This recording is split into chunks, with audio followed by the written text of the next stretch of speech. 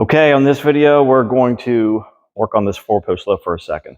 We're going to take an everyday Milwaukee drill battery and a 3D printed adapter along with a voltage regulator and a step down, a 20 volt to 12 volt step down regulator.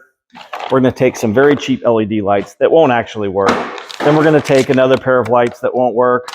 And then finally, a third pair of LED lights that will work and allow you to put wireless LED lighting under your 4-post lift like I have here. So I'll show you what worked, what didn't, and exactly what I did and what I used for this pretty cheap project. Let's get to it. All right, welcome back. It's been a little bit since I've done a video, and I'm going to come back to one of my favorite things in the garage, the 4-post lift. And I've been talking about putting lights under this thing for a while, and there's a couple of videos on YouTube where folks, put wired LEDs down in these channels or slapped on the side or on the top. And I've been using stuff like that for not necessarily with wires, but I'm using these portable Milwaukees to get light up in the bottom of the Jeep and stuff like that. So my plan is to not only put some LEDs down in these channels, but I'm going to make it cordless, and I'm going to use my Milwaukee batteries to do it. And I think this whole setup was about, I don't know, $60 total combined, with the exception of what the cost of the battery is. But hopefully you have some of these laying around your house, and you should be able to find, if you're not a Milwaukee guy, if you're a DeWalt person or Ryobi, 3D printed adapters. So what this is an UCT. This is an UCT China-made voltage regulator that I got off Amazon, and it was specific to a 3D printed Milwaukee adapter. You can get them with several different brands, popular brand adapters, but we're going to be using Milwaukee today.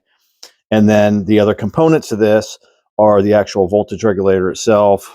Oh man, maybe this is the voltage regulator and this is just the output, but I got these 2 strips of Guotong LED light strips, also off of Amazon. So again, all said, this is probably $50 or $60 total.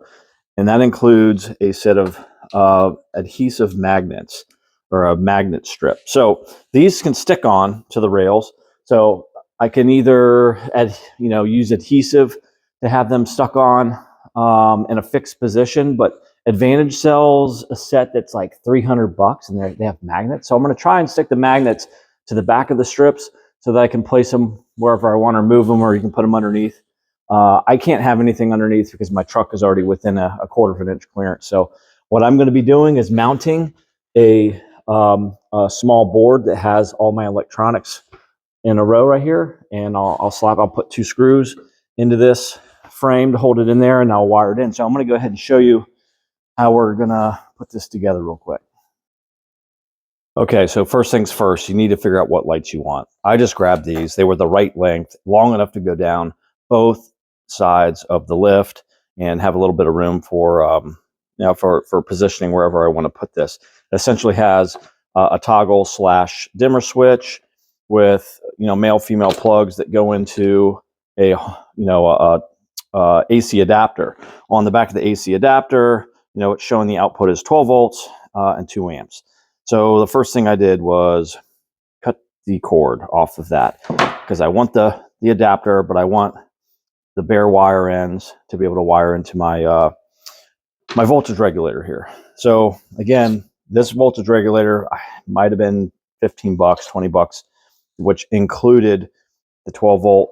The Milwaukee adapter, which basically just slides on, even has its own toggle switch, slides right off, and I'm going to mount this, in line here.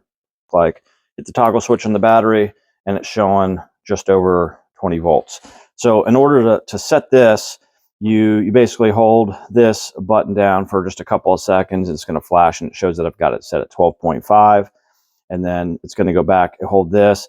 And this is going to be, I think, the fluctuation. So when it hits 14 volts, it starts to regulate. If it goes below 12, it starts to regulate, keeps it in that 12 to 12.5 to 14 volt range.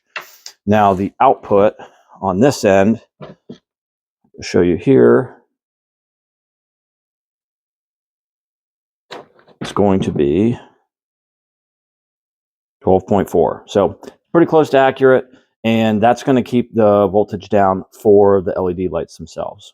So what's going to happen next is I'm just going to turn this off, essentially plug these back in.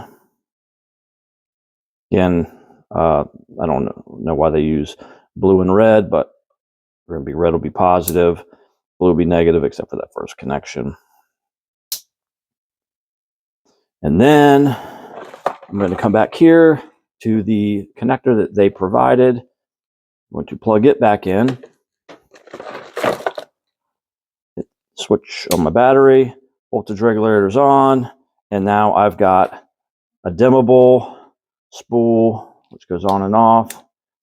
And so you can use either switch. So what I'm going to do, and here that's just one, the other one just plugs in here. So what I'll do is get these wires cleaned up and mounted, and then I'll show you how I'm going to set these in the rails and position them. And I'm not actually sure if I'm going to stick with the magnets. I may just stick them, adhese them, use the sticker in there by themselves. But these lights are actually, I don't know, they feel pretty decent. They're not, they're a little rubbery and pliable, so I feel like they're going to bend. They're not going to crack. I've had some of these that feel very cheap, like the paper will rip on them. So I know you can also put these in series. So they're going to be running in parallel. Again, one side on each side of the ramp. So let's put all this stuff together, make it clean, and then I'll show you what it's going to look like on the lift itself. All right, we've got it all mounted up, and I think it's relatively clean. So just a leftover piece of trim board ahead, some leftover screws, some leftover wire management stuff. I am going to leave this little connector here in case I want to go with some other different lights. It'll just be easier to plug them in and out, but still have easy access to all my fuses. And I got rid of all the other janky connectors, soldered, and then shrink wrap. So check this out. We will tuck it up nice and neat under the rail. So one, it won't hang down too low. It won't hit my truck. So I've got one little pilot screw in there. I'm going to use a wood to metal decking screw I use for like trailer decking. And I'm going to have that one screw, and it will sit on that ledge there. I have another whole pilot, but I don't think I'm going to need it. It should, support all the weight, and then the wires will run right out that end, and I'll show you here how that's going to look. Okay, so we got it up there mounted. It's very solid. It's resting on that lip. Those wires will go right through there.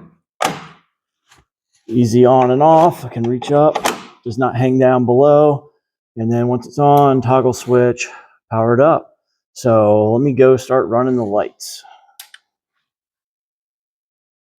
Okay, really quick. I made a mistake earlier. I misstated. Everything else is the same. The battery's the same. The voltage is still 20 volts coming out of here. This is the voltage regulator, but in fact, it doesn't need to be set at 12. It needs to be set at, well, I think these can handle like 15, 16 volts, 15 and a half to 16. So I have this set at 16 volts, so it will cut the battery off and prevent a drain. What I accidentally did is I had it set at 12 and a half. That allowed the cells to draw way down. I actually had to jump start this battery and trick it to start recharging again. Kind of a pain in the ass. So don't do that. Make sure you use your voltage regulator to set it at 16 volts. That way it does not over discharge your battery. And this is the step down regulator. So this steps it down from 20 volts to 12. That's how I got a constant 12 volt output. All right, so I'm starting to put the magnet on the back. So there's adhesive on the light and on the magnet. So it seems to be pretty flexible. I basically just stretched it all the way out, and I'm just slowly putting it on like 1 inch at a time. Not really 1 inch at a time. I guess I can't show you with the phone, but I'm stretching it out and then just guiding it along. So I'll go this whole length, and then I'll cut it down there somewhere, and I'll come back and do this other side. Well, the way the sun's coming in right now, it's kind of hard to tell. I am not sold, at least on these. I'm going to do some research to see if I can find some brighter ones. So this is no light, lights on. I don't know. So the ones I got were long enough to wrap underneath. So, I mean, maybe that'll be nice to have a little light under.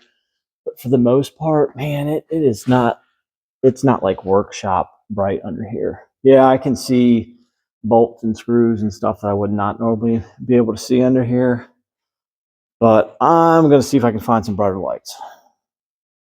All right, well, with a little YouTube magic, I have new lights.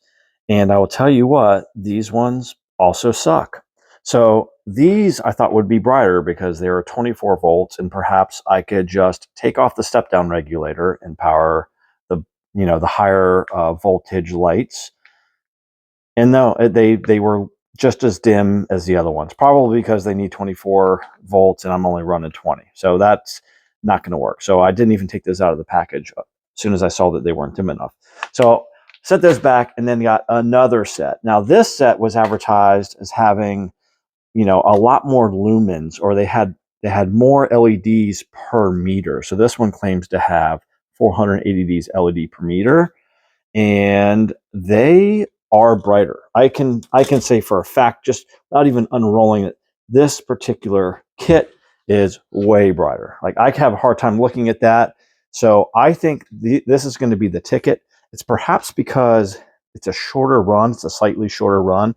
I won't have the extra to run underneath. But what I'm going to do is I'm going to get these stretched out and see if it's bright enough. Well, it's rainy out, so I'm not taking the truck out right now. But what I will say is this is definitely brighter. It's considerably brighter. Two things: the 400 Kelvin, the 4000 Kelvin is just a much better color for working underneath the car. And this one you can even see, like you can see the individual LEDs even. So I will get these strung out. I think I'm going to pull the magnets. I'm going to end up ripping these off the magnets and then try to reuse the magnets so that I can reposition them and like pull them out to clean out the channel when I'm done working on the car after stuff like that. So I'm going to get this mounted back. I'll get these run and I'll show you the final product. All right. Well, the trial and error has paid off. The third set of lights was a winner. I still don't think it's quite enough light to do hardcore maintenance under here, but it's definitely a little extra light. You can see what's happening. I think if you had a lower car, like a sports car, you're going to have a lot more illumination. One, everything under here is black, but it's up, almost 2 feet. So it's good enough light to see what's happening. I don't know if it's enough light to do real maintenance, but in the end, if you hadn't made the mistake I did at front, you would only spend a few bucks on the magnets, a few bucks on the lights, and then just a few bucks putting the switch and assembly together. So it's kind of hard to see, but everything is up here. Toggle switch up out of the way, no clearance issues. I'm pretty happy with it. It's still pushing almost 20 volts and it's been running for quite a bit. So anyhow, I hope this video was helpful. No wires hanging down, a little extra light. Just another nice use for the overpriced Milwaukee batteries that they are. So thanks for watching. We'll see you in the next one.